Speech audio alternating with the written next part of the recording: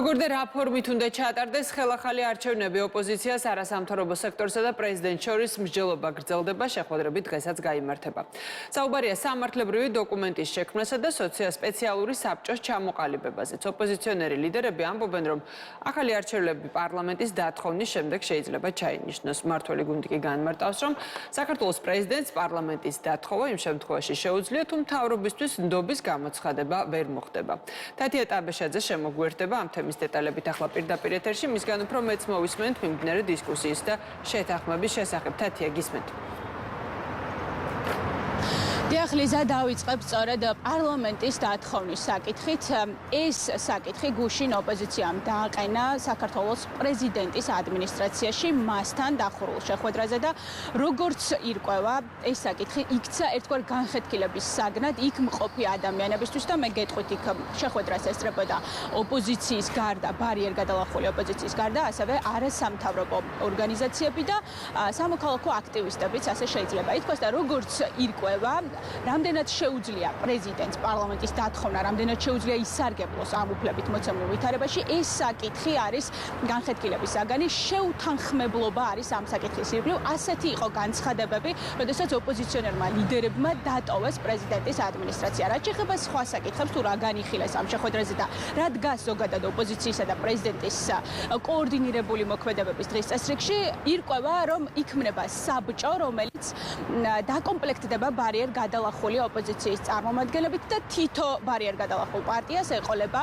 2 წარმომადგენელი ამ საბჭოში და ეს საბჭო იმუშავებს ახალი არჩევნებისთვის მოსამზადებლად და არსებული ხელისუფლების შესაცვლელად. ასევე ირკვევა ისიც, რომ იქნება ერთგვარი ორგანიზაციული მექანიზმი საულმე ზურაბიშვილის მონაწილეობით, რომელიც საზოგადოებრივ პოლიტიკურ საქმეებს განაგებს ქვეყანაში და ასევე კომუნიკაციას დაამყარებს ქვეყნის გარე აქტორებთან, მათ შორის ეს ორგანიზაციული მექანიზმი, როგორც ჩვენ შეხვედრიდან გამოსულმა ოპოზიციონერმა ლიდერებმა განგვიცხადეს, იფუნქციონირებს მას შემდეგ, რაც ვადა ამოეწორება საულმე ზურაბიშვილს და აქვე გეტყვით, რომ ვადის ამოწურვა მოხდება 29 დეკემბერს, იქიდან გამომდინარე, რომ ახალი პრეზიდენტის ინაუგურაცია არის დაგეგმილი. მოკლედ, რომ შევაჯამოთ, ოპოზიცია და საულმე ზურაბიშვილი მიზნად ისახავს, რომ ქვეყანაში ჩატარდეს ახალი საპარლამენტო არჩევნები, მათ ამისთვის გარკვეული დოკუმენტი აქვს შექმნილი, რომელსაც ჯერ არ აქვს სრულფასოვანი სახელმწიფო, როგორც თავად ამბობენ, თუმცა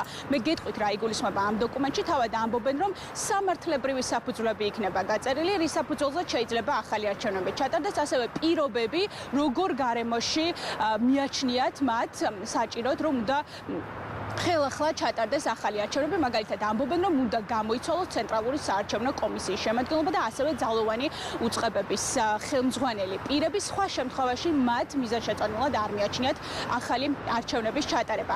ჩვენ ბუნებრივი აქვს სვამდით შეკითხვას ოპოზიციასთან, თუ რამდენად ექნება აი ამ დოკუმენტს, ან ამ შეხვედრებს იურიდიული ძალა იმისთვის, რომ მართლაც ჩატარდეს ხელახალი არჩევნები ქვეყანაში. შეიძლება ითქვას, რომ მათ თავადაც ბუნდოვანი პასუხები აქვთ ამასთან დაკავშირებით, თუმცა ქართულ ოცნებაში აქვთ ნათელი პასუხები, რომ შედეგს ვერ გამოიღებს ოპოზიციის და საულმე ზურაბიშვილის კოორდინირებული მოქმედებები, ვინაიდან საულმე ზურაბიშვილს არ აქვს ახალი არჩევნების ჩატარების უფლება ქვეყანაში, ვინაიდან ამას უნდა ჰქონდეს სხვა გარკვეული სამართლებრივი საფუძვლები, რომელიც ამ დროისთვის არ არის შექმნილი ქვეყანაში და მაგალითად ასახელებენ ქართული ოცნებიდან, რომ ახალი არჩევნები ტარდება იმ დროს, როდესაც პარლამენტი ვერ ამტკიცებს მთავრობას, თუნდაც 2 მცდელობის შემდეგ. ჩვენ კი ვიცით, რომ მთავრობა დამტკიცებული ყავს პარლამენტს, ქართული ოცნება ამბობს, რომ არჩევნები არ გაყალბებულა და ზოგადად ახალი არჩევნების ჩატარების საკითხის შესაძლებლობას არც კი უშვებს. მიმდევრების პროცესი, ჩვენ ვართ ძალიან კარგად კოორდინირებული ქალბატონ პრეზიდენტად, ვაკეთებთ ყველაფერს იმისთვის, რომ გავაერთიანოთ ჩვენი ძალისხმევა, ხედვა, ცოდნა და ამ ქვეყნის დახსნის სურვილი და ყველანი ერთად მივახცევთ გამარჯვებას ქალბატონ პრეზიდენტთან ერთად. სამოქმედო გეგმა არის ერთადერთი, ეს არის პროტესტი ქუჩაში და არა მარტო თბილისში, არამედ ყველგან, ყველა ქალაქებში და პროტესტში, რომელიც უნდა ჩაერთოს რაც შეიძლება ბევრი მეტი ადამიანი. ხო საუბარი იმაზე, როდესაც დადგება მომენტი, როდესაც რეჟიმი იძულებული იქნება რომ დაიხიოს და წავიდეს ახალ არჩევნებზე და პოლიტპატიობის გათავისუფლებაზე, როგორ შეიძლება იყოს სამართლებრივი გზა ამ ახალ არჩევნებამდე მისვლის. პარლამენტის დათხოვნა არის ერთ-ერთი ნაბიჯი, რომელიც შეიძლება გადაიდგას, მაგრამ არა ერთადერთი.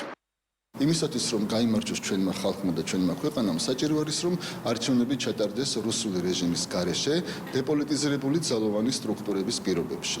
რეჟიმი არის რუსული, ის არ შეიცვლება. თუ მას მივანდობთ არჩევნების ჩატარებას, კვლავ გაგვიყალბებს. ამიტომ ჩვენი აზრით საჭირო არის კონსულტაციები ამ საკითხებზე საზოგადოებასთან, პრეზიდენტთან თუ როგორ მივდივართ არჩევნებამდე რუსული რეჟიმის გარეშე დეპოლიტიზირებული ძალოვანი სტრუქტურების პირობებში იმ მიზნით რომ გაიმარჯვოს ჩვენმა ხალხმა და უზრუნველყოფილი იყოს ჩვენი ქვეყნის ევროპული და ეროვნული მომავალი.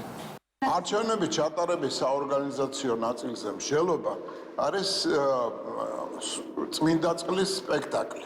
აქ მთავარი თემა არის რომ პრეზიდენტი აწერს ხელს მათი აზრით ბრძანებულებას პარლამენტის დაშლის თაობას. ეს არის მთავარი თემა, ეს არის ღერძი იმ საკითხების გარშემო დანარჩენი ყველაფერი არის რასაკვირველია ანტურაჟი.